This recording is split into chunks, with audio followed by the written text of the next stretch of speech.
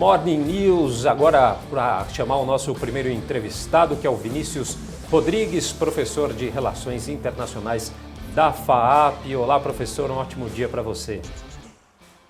Olá, muito bom dia, muito obrigado pelo convite. Prazer é nosso, professor. Professor, vamos começar falando aí sobre a questão aí da ONU, né, que emitiu um aviso de risco grave, dizendo que quase 50 milhões aí de pessoas podem ser afetadas aí pela falta de alimentos como uma das consequências aí da guerra da Ucrânia, né? Já que tanto Rússia aí como Ucrânia são grandes exportadores aí de alguns produtos alimentícios, de grãos inclusive, né? A organização defende aí abrir um caminho aí para o fortalecimento do sistema multilateral da agricultura, né? Como que o senhor analisa essa questão que a gente está vivendo? Bem, mais uma vez, muito obrigado pelo convite. Bom dia a todos, bom dia a todas. É um prazer estar com vocês. A ONU procura fazer o seu papel, né, como principal organização multilateral, ou seja, que envolve aí vários países, né, quase a totalidade de países reconhecidos no mundo, para aliviar, né, as consequências da guerra.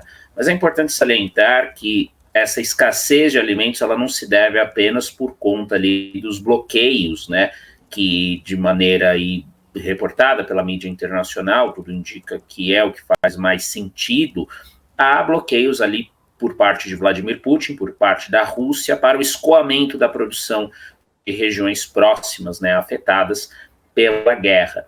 Mas também, né, nós não podemos nos esquecer aí do impacto, né, meio que usando aqui uma linguagem popular, um tiro que saiu pela culatra das sanções, né.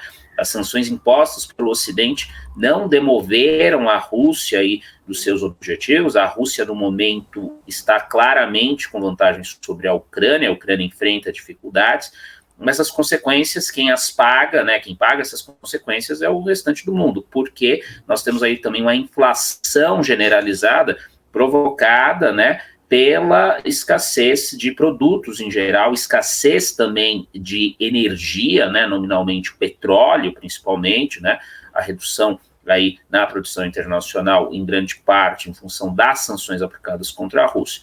Então, o que a ONU pode fazer neste contexto em relação à escassez de alimentos? Me parece que é um paliativo, pode fazer muito pouco, porque, em primeiro lugar, tradicionalmente, qualquer ação, né, seja na questão da alimentação, na questão comercial, na questão militar, que, de fato, tenha impacto significativo ao redor do mundo, depende da articulação entre as grandes potências. E hoje, as grandes potências, infelizmente, não falam entre si.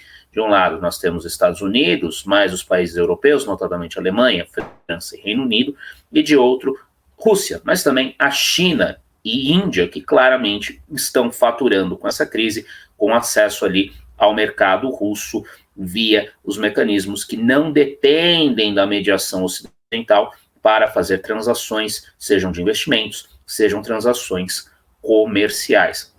Então, me parece que qualquer resolução em torno da questão da alimentação passaria necessariamente, né, por uma revisão das sanções, mas como nós estávamos falando antes, vocês estavam falando antes, há toda aí uma discussão se não haverá mais sanções, que ao meu ver seriam contrassenso, porque elas não são efetivas, e da parte da Rússia, obviamente, aqui não quero tirar qualquer culpa de Vladimir Putin, para Putin é interessante manter esses alimentos, esses estoques, se é que de fato há um número significativo de estoques nesse contexto, presos, retidos, para que justamente ele jogue toda a culpa, né, pela crise que estamos vivendo nas costas do Ocidente, e assim o Ocidente deixe de apoiar a Ucrânia e, portanto, Vladimir Putin, por esse cálculo, ao meu ver, tenta declarar vitória na guerra antes do que ele mesmo imaginava, depois das dificuldades que enfrentou, principalmente em tomar boa parte do território ucraniano, né, pelo jeito ele imaginava tomar ali Kiev, a capital, se contentou, porém, ali está fazendo grandes avanços, pelo que nós podemos ver dos melhores relatos, sejam russos ou ocidentais, no leste da Ucrânia. Então, enquanto a guerra durar, a escassez de alimentos vai durar, infelizmente, muitas pessoas vão sofrer e todos nós, independentemente de classe social, vamos sentir o impacto ao redor do mundo da inflação, e reitero, não decorre apenas da escassez de alimentos, mas também do impacto da guerra nos preços da energia e toda a incerteza gerada nos mercados internacionais. E, segundo a Anistia Internacional, centenas de pessoas morreram na Ucrânia ali por bombas de fragmentação, que se caracteriza como crime de guerra, né? Houveram vários crimes de guerra ali, não só por conta desse tipo de bomba, mas essas bombas de fragmentação e minas ali de fragmentação são duas categorias proibidas, né, por tratados internacionais e estariam sendo usadas ali pelas forças russas desde o início da invasão. E a Rússia não está ajudando, né? Por que esse incessante número de notícias denunciando crimes de guerra? Num conflito como esse, é inevitável cometer esse tipo de crime de guerra? É inevitável usar esse tipo de armamento, sendo que eles já são, a maioria já tem um exército mais forte, já tem armamento mais forte. Precisa mesmo utilizar esse tipo de bomba? Não é necessário. Há uma série de regras para fazer a guerra, né? A guerra, ela não é proibida, né? Isso é sempre importante a gente esclarecer aí para o telespectador, para a telespectadora, para o ouvinte, para o ouvinte. Ela não é proibida. A questão é quais armas podem ser usadas e, de fato, as bombas de fragmentação não podem ser usadas, mas para a Rússia, me parece que o direito internacional virou letra morta, né? A própria invasão da Ucrânia, ela é injustificada, né, no melhor dos relatos. Havia relatos, inclusive, de organizações do qual a própria Rússia faz parte. A mais importante delas é a Organização para a Segurança e Cooperação na Europa, né, a OSCE, que monitora ali a região do Donbás, né, desde a questão da Crimeia, desde 2014. E não havia relatos, e é uma organização, reitero, da qual a Rússia faz parte, ou seja, não é parte aí, como Putin gosta de dizer, do império de mentiras do Ocidente, né? Ele caracteriza tudo que é direito internacional, aparentemente, como se fosse apenas resultado da força ocidental, da hipocrisia ocidental que existe, mas, dito isso, não é possível tolerar esse tipo de violação. Mas, por outro lado, Putin parece ter feito também um cálculo bastante estratégico ao optar por esse tipo de armamento. Por quê? É muito difícil punir um país que é uma grande potência como a Rússia no direito internacional. Para começar, a própria Rússia, ela não reconhece a jurisdição, do TPI, Tribunal Penal Internacional, que julga crimes de guerra, crimes contra a humanidade.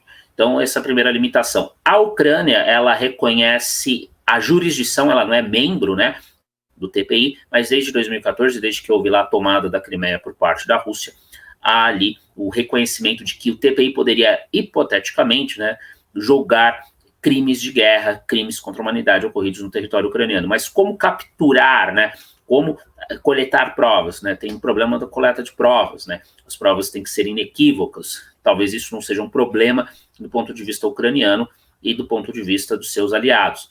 Mas como capturar líderes russos, né? Quais generais, né? O próprio Putin, né?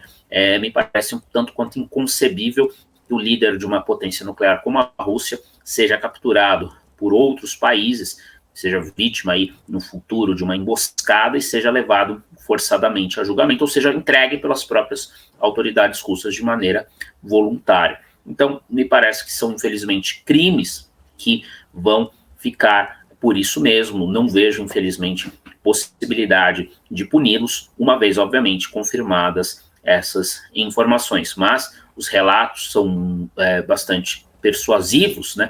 E as evidências, né, de imagens, não apenas relatos ocidentais, também outras mídias relatam o uso dessas bombas, o que é lamentável, indica que realmente podemos estar entrando numa era mais perigosa para as relações internacionais, em que grandes potências, né, sentem-se ali à vontade para fazer aquilo que faziam no passado, né? O colonialismo europeu foi feito dessa forma, né, sem qualquer regra, sem qualquer respeito aos direitos dos povos. Então parece que estamos voltando a essa era de competição entre grandes potências em que vale tudo, inclusive usar armas que não são permitidas pelos tratados internacionais.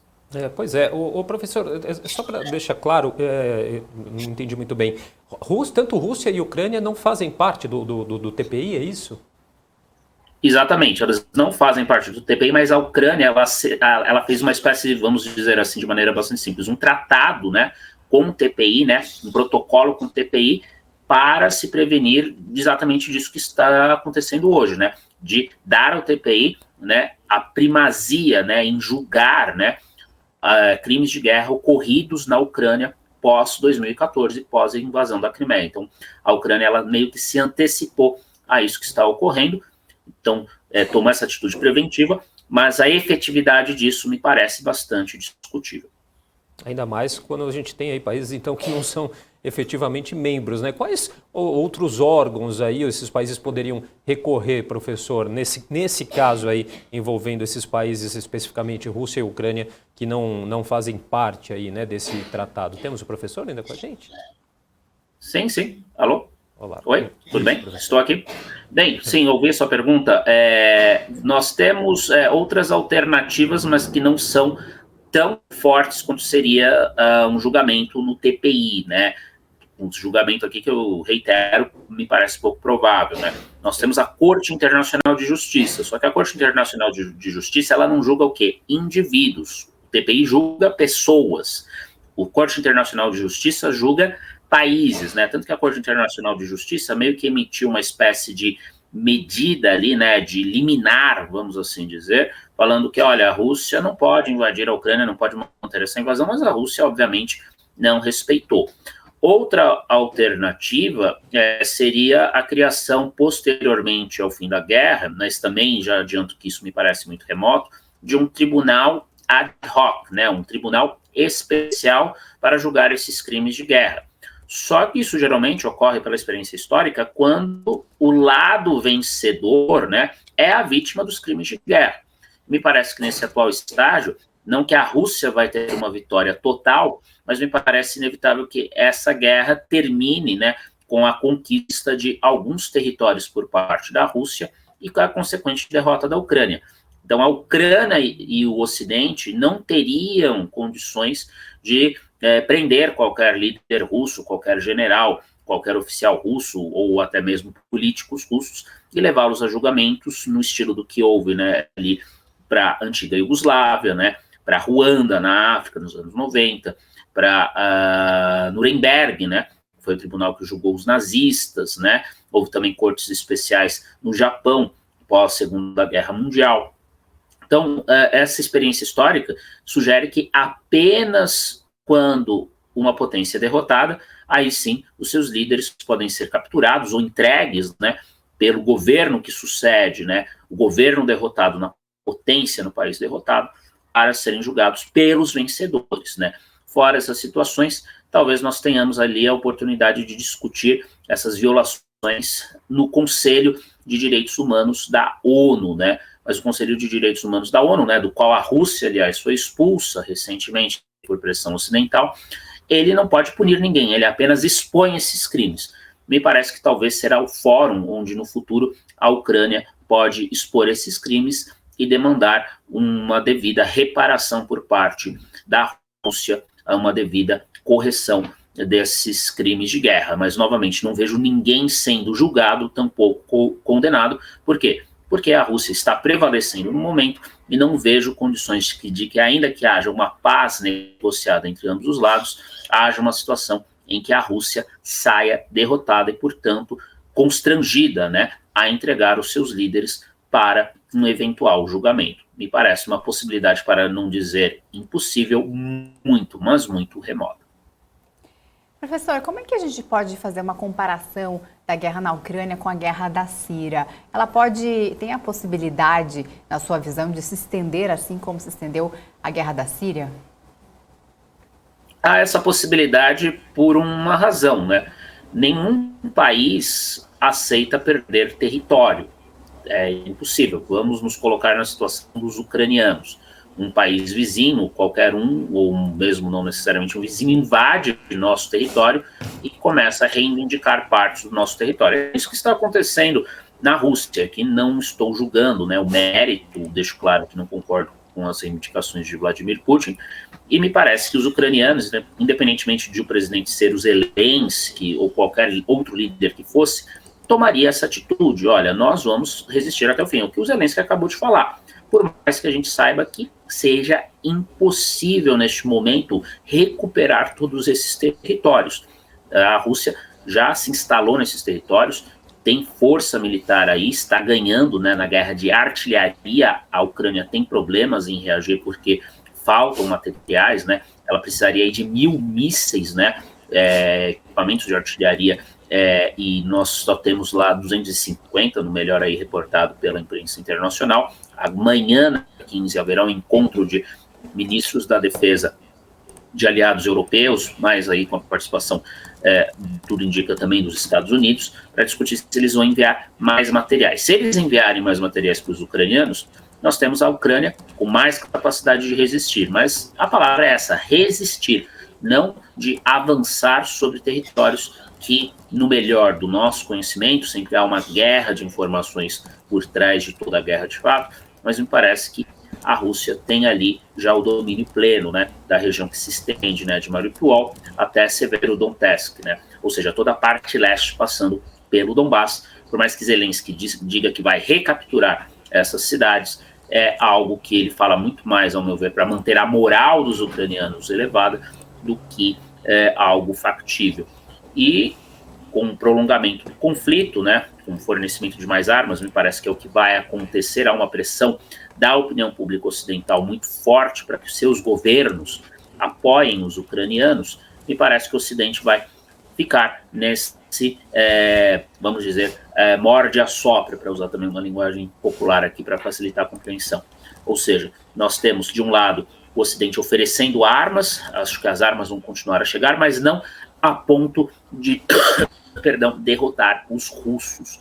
Acho que ficou claro, principalmente ao longo do mês de maio, que líderes como Macron, como Scholz da Alemanha, Macron da França, não querem que a Rússia saia humilhada, né? A história ensina que não se deve humilhar uma grande potência. Então, eles vão dar as armas suficientes para os ucranianos resistirem, enquanto eles tentam ali persuadir nos bastidores, e já me parece haver movimentações nesse sentido, de que Zelensky reconheça a tomada desses territórios para que a guerra tenha um fim mais rápido possível, né? Pode parecer algo cruel, e de fato é, mas talvez o preço que hoje, né, caiba aí a ser pago para que o mundo volte a ter estabilidade seja a cessão desses territórios por parte dos ucranianos, ou reconhecimento de que esses territórios não são mais de fato pertencentes a Kiev, e negociar ali um cessar-fogo, pelo menos, né, se não a paz definitiva, um cessar-fogo com Vladimir Putin. Mas também não é uma solução fácil, porque se a Rússia, né, tiver ali suas reivindicações territoriais atendidas, né, isso encurtar a guerra, né, que acho que promete ser longa aí, não vejo isso terminando antes do fim deste ano, nós temos também a possibilidade de que isso encoraje a própria Rússia a reivindicar outros territórios no futuro, o que é muito perigoso, né, e não necessariamente ucranianos. Lembrando do que a Rússia tem uma visão ali de ter uma espécie de espaço vital, né, que remonta não apenas à antiga União Soviética, mas ao próprio Império Russo, incluindo países ali, porções de países do leste europeu, a Ásia Central também, embora me parece que o foco do Putin seja o leste europeu para fustigar, né, para provocar o Ocidente. E também a grande questão aí, que acho que preocupa 10 em cada 10 diplomatas das grandes potências dos países que fazem parte aí do alto nível, né, de discussões da política mundial, que é a questão de Taiwan, né? A questão é, será que a China não vai se sentir encorajada caso a Rússia seja bem sucedida nessa missão em tomar Taiwan à força, né? Taiwan, um território que é importante sempre lembrar, é reivindicado pela China. A China considera parte de seu território e não é um país reconhecido internacionalmente, embora mantenha relações comerciais aí com as grandes potências. Então, é isso que está em jogo, não é apenas o fim desta guerra, mas eventuais acordos que levem no futuro a outras guerras e a mais instabilidade no mundo. Não há solução fácil. Novamente, parece que voltamos a essa era de competição entre as grandes potências, que faz com que o mundo se torne mais fechado, menos aberto a negócios, menos aberto a investimentos, mais cauteloso por conta da competição militar, geopolítica entre grandes potências. Agora, professor, uma questão que chama muito atenção também, né, é a capacidade que a Rússia tem aí de se restabelecer, ou às vezes parecer não ser até atingida em meio a tantas sanções aí que estão sendo impostas, né? A gente tem uma declaração, uma informação que foi colocada aqui no Twitter do The New York Times, que diz o seguinte: a Rússia ganhou o que é muito provavelmente um recorde de 93 milhões de euros em receitas das exportações de petróleo, gás e carvão nos primeiros 100 dias da invasão da Ucrânia pelo país. A receita ultrapassa o que a Rússia está gastando com a guerra. Quer dizer, não há um déficit aí, parece que, para a Rússia em meio ao conflito, né? Pelo menos nesse campo econômico. E por que essa falha, erro de cálculo do Ocidente ocorreu? Porque o Ocidente, e isso a gente pode dizer com um pouco de, para não dizer quase total certeza, muita certeza, né? É só pensar como que os jornais ocidentais, né, a mídia ocidental tratou uma série de iniciativas que não passavam nem por Washington, nem por Bruxelas, nem por Londres, nem por Frankfurt, as grandes capitais, né, políticas e econômicas do Ocidente, em termos de arranjos, né, necessários à operação da economia global, né? Sempre menosprezaram iniciativas como as feitas pelos BRICS, iniciativas como aquelas feitas pela China, né? No caso, a criação de um sistema paralelo de pagamentos ao SWIFT, que é o CIPS, é um sistema que já tem aí 1/4 da movimentação do SWIFT diária, que não é pouca coisa para um sistema que não é centrado no Ocidente.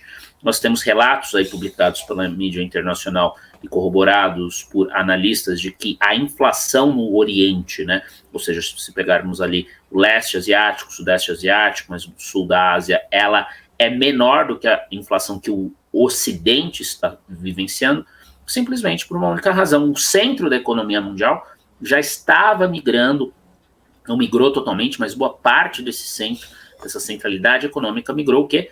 Para o Oriente, em função da ascensão da China. E a China, em vez de, vamos assim dizer, jogar apenas o jogo do Ocidente, nos últimos 10 anos, começou a criar as suas próprias regras, né? Via BRICS, né, a criação do Banco dos BRICS, por exemplo, né, pode parecer algo mais simbólico, algo inofensivo, mas são questões que acabam impactando a política global e, não tenho dúvidas, toda essa série de mudanças, principalmente a internacionalização, ainda que incipiente, ainda que muito inicial, um estágio muito inicial, do renminbi, do yuan, a moeda chinesa, tudo isso encorajou Vladimir Putin a fazer esse grande lance. Putin talvez não tivesse certeza que seria bem sucedido, num primeiro momento parecia não estar sendo muito bem sucedido, mas ele bancou a aposta, dobrou a aposta e está vencendo, não apenas na frente militar, mas na frente econômica, porque além dessas receitas de petróleo serem inéditas, né, de energia, ou seja, a Rússia encontrou aí uma porta dos fundos vendendo recursos para outros países, em particular a Índia e a China, né, que estão aí surfando no petróleo barato russo, mas no volume é tão grande que a Rússia acaba gerando mais receitas do que no comércio com o Ocidente. Isso faz com que o rublo, por exemplo, que todos falavam que ia quebrar, que ia virar pó, esteja hoje mais valorizado do que estava antes da guerra, depois, claro, de um período inicial de instabilidade. Ou seja, o Ocidente fez um cálculo errado, achando que ainda era o centro absoluto, não que tenha deixado de ser o centro da economia global, das finanças internacionais, ainda é o centro, o dólar ainda é a moeda principal internacional, o euro tem muita força, mas é necessário reconhecer que há redes de comércio e, portanto, de movimentação financeira que hoje independem, não passam pelas capitais ocidentais, e é assim que a Ásia, principalmente China e Índia, vem faturando com a guerra em benefício de suas populações. Mais um fator para que nós nos preocupemos, né, principalmente com ações por parte da China aí, nos próximos 10 anos, que envolvam a tomada, né, de Taiwan, entre outras eventuais ali disputas territoriais que eventualmente a China queira resolver com a Índia, com países vizinhos. Mas sem dúvida, talvez esse ensaio, né, talvez essa tomada aí de território ucraniano, essa ação na Rússia tenha servido de ensaio para o que nós veremos aí nos próximos 10 anos. Os países do Oriente, China principalmente, se sentindo fortes, independentes do ponto de vista econômico em relação ao Ocidente. Isso para não falar que as sanções ineficazes, né, elas podem encorajar outros países, potências regionais como Turquia, Arábia Saudita, África do Sul, o próprio Brasil, a buscar o quê? Reservas fora do sistema do dólar. e aí nós teríamos um declínio relativo da força do dólar, por mais que os Estados Unidos aí tenham que aumentar as taxas de juros, vão atrair, sem dúvida, investimentos, capital aí para a sua economia em virtude desse aumento, mas vejo aí no longo prazo uma tendência não de eliminação do dólar, obviamente, como moeda internacional, mas de declínio relativo do dólar em função do quê? Em função do fato de que, mesmo com as sanções, ficou provado para o mercado, está sendo provado para o mercado que é possível que um país sobreviva bem, e a Rússia está dando, infelizmente, em detrimento, né, aí da paz, da soberania do povo ucraniano, um exemplo de que sim, é possível tomar esse tipo de ação e ainda assim lucrar com a guerra, porque simplesmente porque o Ocidente não é mais o centro absoluto da economia mundial. Professor, exatamente sobre esse ponto que eu queria falar, sobre a economia e sobre as sanções que o Ocidente estão fazendo contra a Rússia numa tentativa de pressioná-la a parar, o que a gente tem visto que não deu certo. Ontem saiu uma reportagem do The New York Times dizendo que a Rússia ganhou, que é muito provavelmente um recorde de 93 milhões ali de euros, na verdade, não milhões de euros, em receitas das exportações de petróleo, gás, carvão nos primeiros 100 dias da invasão da Ucrânia pelo país.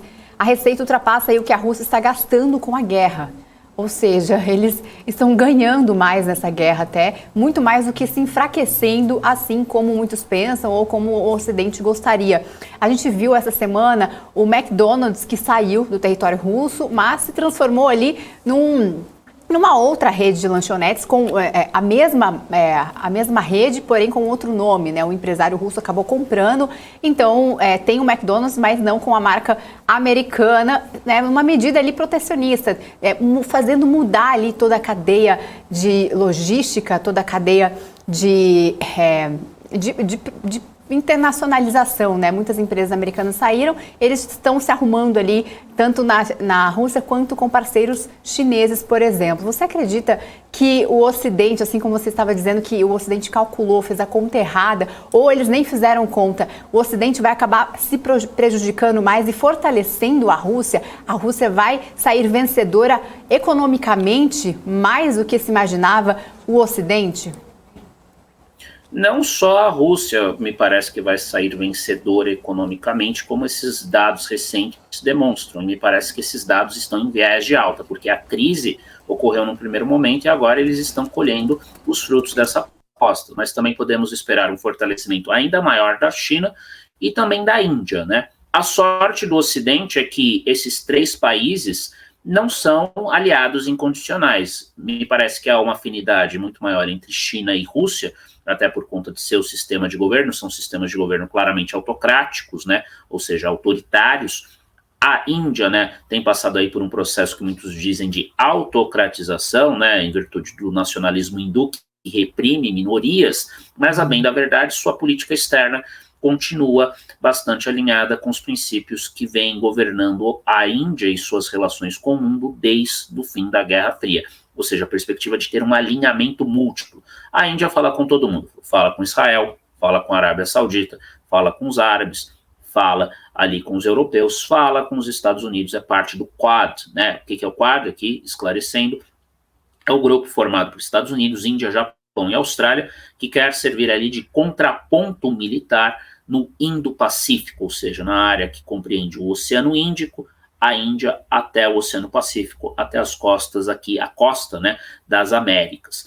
Então nós temos nisso daí uma eventual sorte, como eu estava falando, do Ocidente, de que não teremos um bloco, como muitos dizem, euroasiático, né? Podemos ter um bloco Rússia e China, se isso é o bloco euroasiático, ok, faz sentido, mas não com a participação da Índia. A Índia, me parece, não tem interesse de ter ali um alinhamento contra o Ocidente. Pelo contrário, quer faturar com essa disputa entre Ocidente e Oriente, entre um bloco euroatlântico, formado por Estados Unidos e União Europeia, esse bloco euroasiático, formado por Rússia e China. A Índia, portanto, fatura com a guerra, mas pelo menos é um aliado ainda geopolítico, porque não quer ter uma China forte ali na sua vizinhança, até porque ainda tem disputas territoriais com a China e não quer ver a China prevalecer tanto quanto prevalece hoje na esfera geopolítica e até mesmo econômica.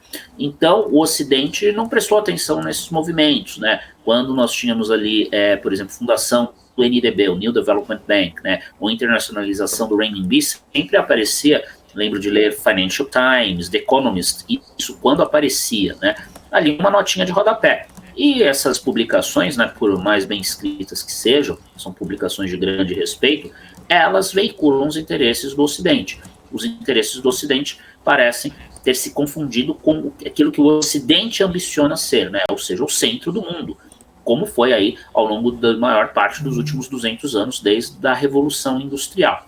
Só que agora as coisas mudaram, até porque boa parte dessa produção industrial migrou sob anuência, né, e sob interesses do Ocidente, o que é para a China. Só que imaginavam que a China ia ser domada, né, a Rússia seria domada, por mais que não tenha produção industrial, virou um grande fornecedor de commodities, que também são importantes as commodities, principalmente na área de energia, para a manutenção dos preços baixos. O Ocidente, nos últimos 30 anos, surfou nessa onda de preços baixos. Só que agora me parece que, mais do que a guerra em si, a gente está vendo uma mudança estrutural que decorre da quebra das cadeias globais de valor. Talvez os países, né, não mais confiando aqui no Ocidente por parte dos fornecedores orientais e o Oriente, né, com medo de que guerras como essa da Ucrânia compliquem ali os negócios com o Ocidente, procurem concentrar a produção e o consumo em redes regionais. Por ora, me parece que o Oriente, China e Rússia, mais Índia, Sudeste Asiático, Sul da Ásia, estão se dando bem nessa. Por que eles estão se dando bem? Porque eles são o centro de produção. O centro de produção com mão de obra relativamente qualificada, barata, só que hoje há dificuldade para que esses produtos cheguem no Ocidente em virtude do quê? Dos altos preços de petróleo, custos de transporte que aumentaram e também por conta dessas incertezas em torno desse cenário geopolítico mais instável. Novamente, não estou falando aqui, enfim, do Ocidente, como muitos gostam de falar, tampouco num triunfo absoluto do Oriente. Mas me parece que nós temos aqui uma transformação que vai muito além da guerra da Ucrânia e que esse erro de cálculo por parte do Ocidente, por parte de Washington e Bruxelas, Estados Unidos e União Europeia, parecem ter acelerado esse processo que muitos, ali no pós-crise de 2008, já viam como algo inevitável, de que em algum momento nós teríamos um deslocamento mais forte da centralidade, não apenas da produção, mas também do sistema financeiro, dos meios de pagamento do Ocidente para o Oriente. É isso que, ao meu ver, nós estamos começando a testemunhar. O Ocidente pode reagir?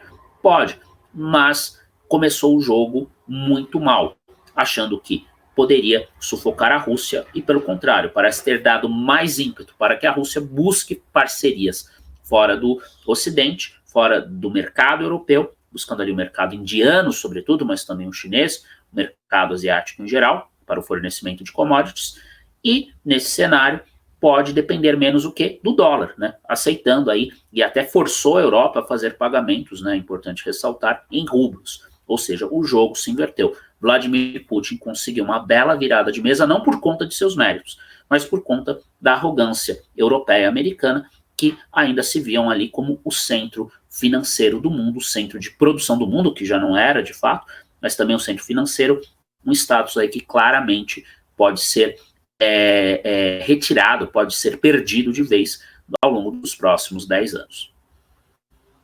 Vinícius, quero agradecer muito a sua presença, a sua participação, foi muito bons todos os esclarecimentos. Fica um convite aqui para retornar na próxima oportunidade. Obrigada, Vinícius. Conversamos então com Vinícius Rodrigues, que é professor de Relações Internacionais da FAAP. Bom dia para você. Obrigado, professor.